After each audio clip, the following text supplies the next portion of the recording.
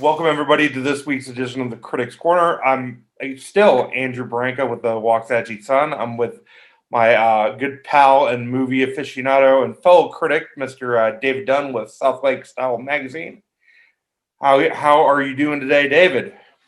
I am doing good, man. TGI Friday. Thank God it is Friday. I need this bloody weekend. I think everybody needs this weekend. It's been a heck of a couple of weeks here. Yes, sir. Amen to that.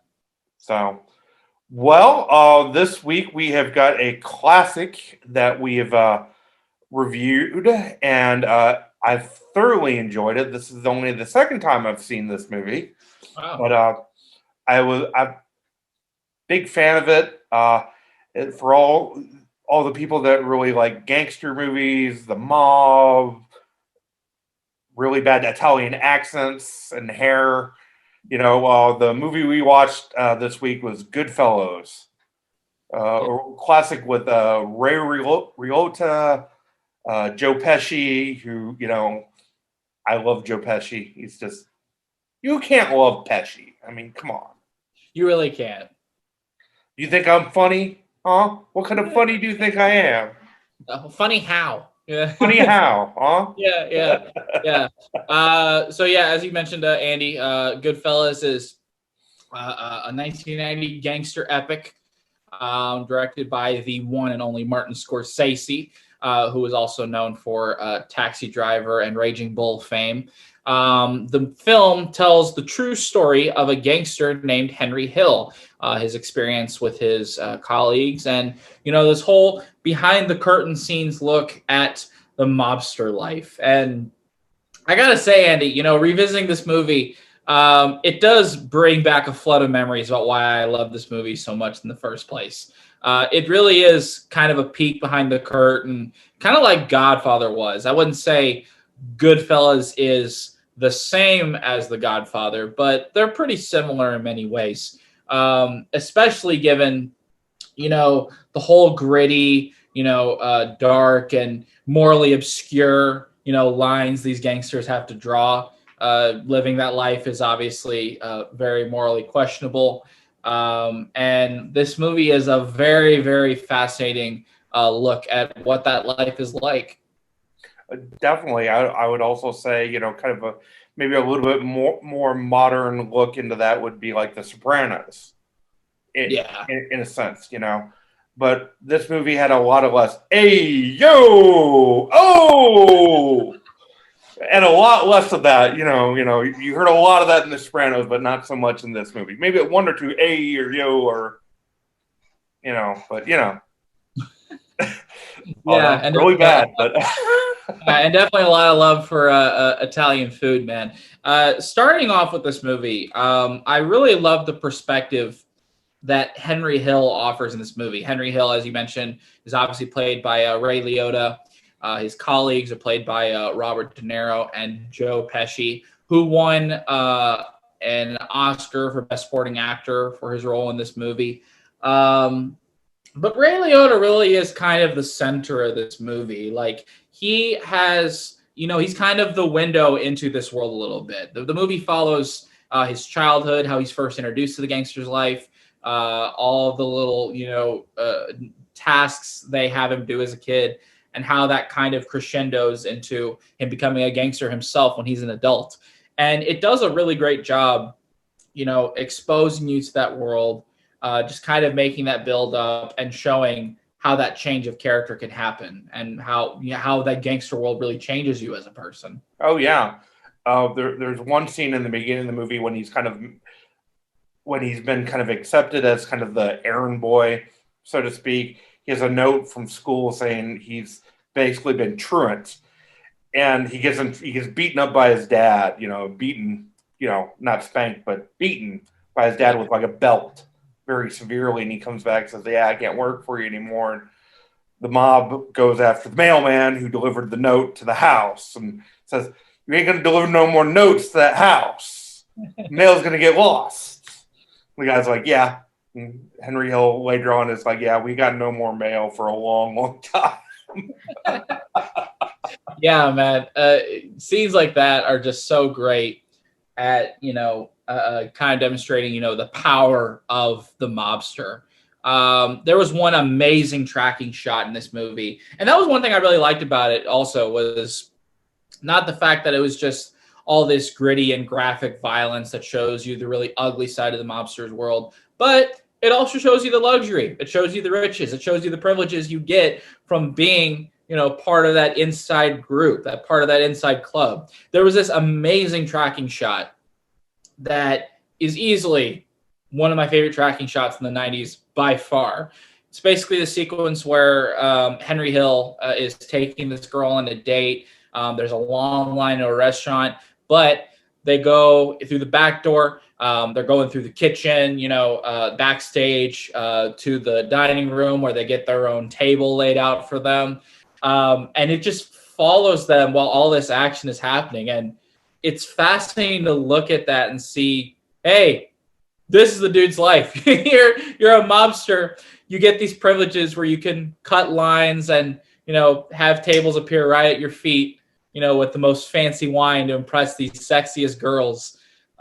It's interesting to see, how different their lives are to our own.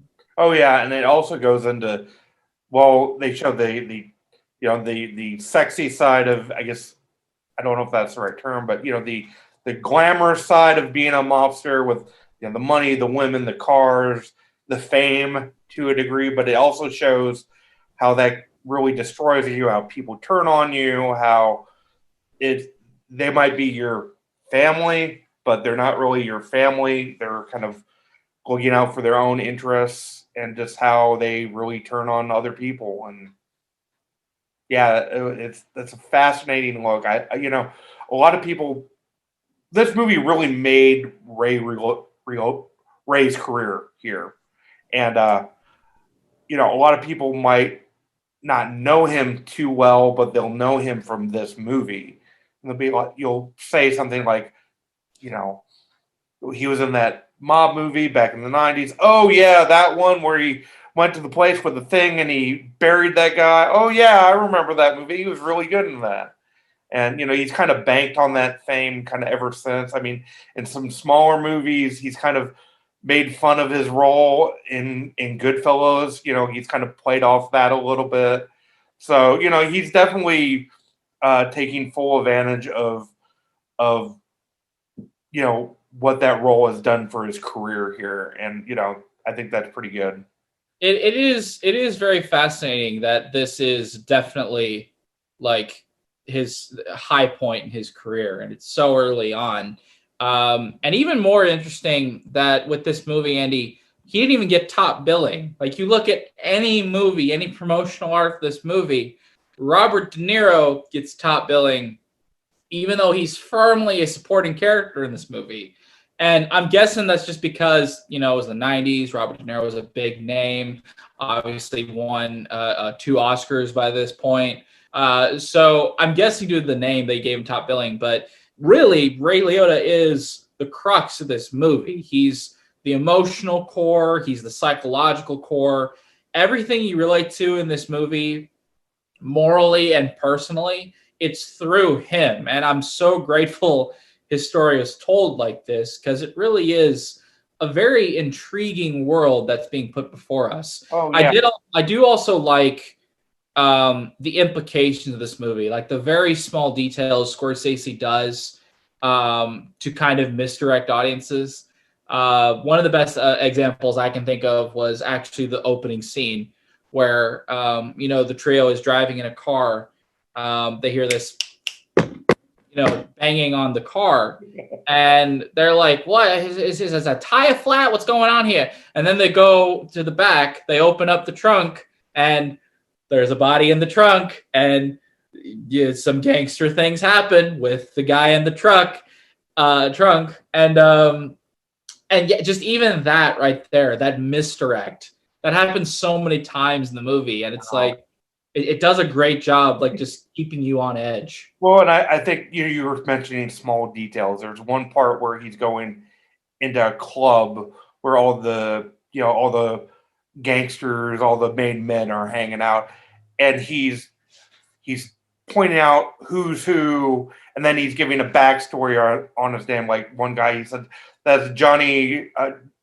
That's Johnny repeated twice. And why does he say it? Why is his name like that? It's because he says things twice in a row. And like, I'm gonna go get the money. I'm gonna go get the money. It's like, stuff like that. I was like, well, that's pretty well done. I like that. Yeah, it's such a great mobster epic, and I think the reason why is because it doesn't focus solely on the violence. Like the violence is definitely a key component of this movie. It's definitely very shocking, very surprising, very reactionary whenever you see it.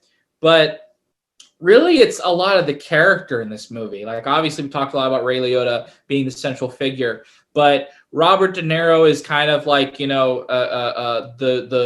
mobster veteran. Like he knows the ins and out. He's the guy that exposes Henry Hill to this world, and therefore he's exposing us. Joe Pesci is the character, the funny how guy, and he's just a completely smug little, dork. But he's the ultimate mobster. He has a temper. He has a very dry sense of humor. He's very, very violent. It's just no two character is the same in this movie, and I think that's why it's so memorable. Is because of all of the character in this movie. Oh yeah, and don't get me wrong, we're not downplaying that there is no violence in this movie. There is violence in this movie, and Joe Pesci brings a lot of that violence to that movie because of his, I hate to say, his Pesci type of rage that he brings to his characters, where he gets normally hacked off at a little thing, and the little thing escalates into a bigger thing, and the bigger thing usually ends up with the other person on the side of a baseball bat. Joe Pesci is basically a short stick of dynamite in this movie. Oh yeah. I mean, you can't say anything to him. If you give him a water with like a missing ice cube in it, he's very likely to like shoot your foot off. Like, oh exactly. It definitely shows how volatile this mob world is. And as fascinating as it is, you hit the nail on the head. It's also very, very dangerous and very, very, very risky. There's a reason why people don't go into the mob world, and this movie, what happens in here, is a big reason, one of them. Well, it's like with my family, for instance. My last name's Branca. It's Italian. We have a story that back in the day, before my Italian part of my family immigrated to America, one of our relatives owed some money to the mob in Italy, and he went out one day, didn't come back. They kind of think something might have happened to him. That's what I've heard over the years, but hey, you don't go owe money to the mob and you're okay. That kind of thing there. But I would say another great film that basically it's similar because you have the same type of characters. You have two of the same actors, and some of the smaller ones that were in this is Casino, that came out 5 years later in 1995, which we are also going to be reviewing later on the Critics Corner, which is another great movie. Oh, that's for another review. I haven't seen Casino yet, so I'm very excited for that one. You need to see that. Oh, if you love mob movies, see that, and probably The Untouchables as well. The Untouchables is another great one. Yeah, Brian De Palma. And really, I don't know how accurate it is to say this. I would say The Godfather is the most responsible for popularizing these sort of gangster movies. Yeah, and Godfather 1 and 2 are the best. 3, not so much. I haven't seen 3 yet for that reason. But I would say, whereas Godfather kind of popularized this genre and really got a whole string of copycats trying to do the same thing, Goodfellas is probably one of the better realizations of it. Like, I haven't seen many other gangster epics to get to the emotional level of escalation that this movie does. And I know you're going to disagree with me, and frankly, I don't care when I say this. I'm going to say it. Never care. You never care. I don't care. So I speak the truth. No, well, it's been a while since I've seen The Departed. You know, I wasn't a big fan of that when it first came out, but I think Goodfellas flows just a lot better. I mean, the storyline is a lot more direct, and I just thought it. I think it's just a superior movie even by today's standards. Yeah, and actually, I don't disagree with that, Andy. I do enjoy The Departed quite a bit. There was a big plot hole in there that I kind of picked out and kind of irritate me, but that's a story for another time. I do think Goodfellas is more fleshed out. I definitely think it's more cohesive. And part of that is because it's simple. The Departed obviously has that whole back and forth, that cat and mouse game of two guys trying to outwit each other. Yeah. Whereas Goodfellas is just, like I said, it's just the window into the world. Its mission is simpler, and I think it's because it's more effective. And also, the movie's more timeless. Like, whether you look at this movie in the 1990s or you look at it now, it's the same, like it's the same experience. It transcends both generations. Whereas The Departed, I think, speaks to more modern gangster dramas than it did back then. Yeah, I think so. And you know, another example, while it's not a gangster movie, it was still, I believe it came out in 1990. It's a war movie called Last of the Mohicans, which is Daniel Day-Lewis is in that. That's a spectacular film. If you haven't seen that, go watch that. But that holds up extremely well. It's almost like you could swear it was produced today.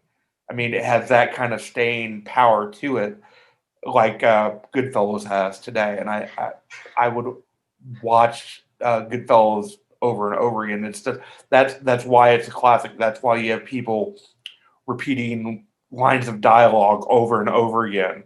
I mean, when I told a colleague of mine we were reviewing Goodfellas this week, he did the whole line of Joe Pesci questioning the other guy, thinking, why'd you call him funny, you know? And we went back and forth on that in the office, and that's the power of film, and that's the power of a really good movie to be able to do that, to have that rewatchability, and that this movie has that in spades. Yeah, it's great dialogue, it's great character, it's great cinematic technique.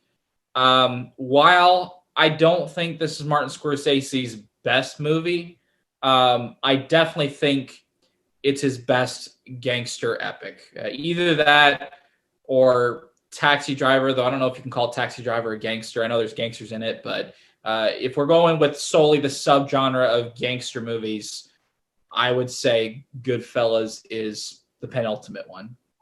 Yeah, I would say it's definitely up there. I mean, I would say at least it's in the top five. Yeah, you know, I mean, there's a bunch of really good gangster movies, even ones from way back in the day. But you know, again, that's another whole conversation that we will definitely have later. It's kind of sad that this movie had to go up against Dances with Wolves at the Oscars, because I feel like if Dances with Wolves wasn't in the picture, I feel like Goodfellas would get a lot more recognition. Well, I wish it went up against something like Waterworld or The Postman, which were God, no, don't even get me started. No, and Goodfellas winning. That's what I'm saying. You know, not having to compete against Dancing with Wolves. That's fair. But Dances with Wolves is also a great movie. Yeah. It's a great. I love that movie. I mean, it's awesome, but. Yeah. You know, Kevin Costner has done some box office bombs in his career, but you know. Well, so is Martin Scorsese. I don't think any film director is exempt from that, but yeah. Okay, so here comes the moment of truth. Here, what's your rating on this movie? Solid 9. While most of the movie is very tight and neatly woven and very simple and direct in storytelling, the movie is 2.5 hours long. There are some scenes that draw out a little bit, especially one scene where you can tell the feds are, inching in on some of these people.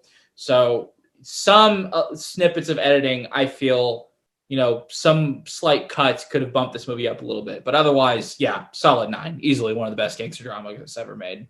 Yeah, and in the words of Henry Hill, who is a very paranoid man towards the end of the movie.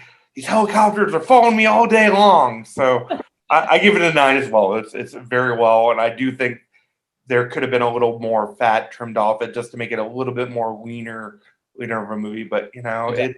it came close to being a 10 easily. Yeah, for And sure. if somebody gave it a 10, I wouldn't have an issue with that. Nope, it's just that kind of movie. Okay, well, that's going to wrap it up for this week's edition of the Critics Corner. So if you have any questions, thoughts, concerns, movie suggestions, please write us an email. Message us on our Facebook page, Critics Corner on Facebook, and just let us know. We'll be glad to take those under advisement. So we'll see you guys back here next week, and y'all have a great day and a fantastic next week. Have a great weekend, everybody. Have a good weekend. Bye.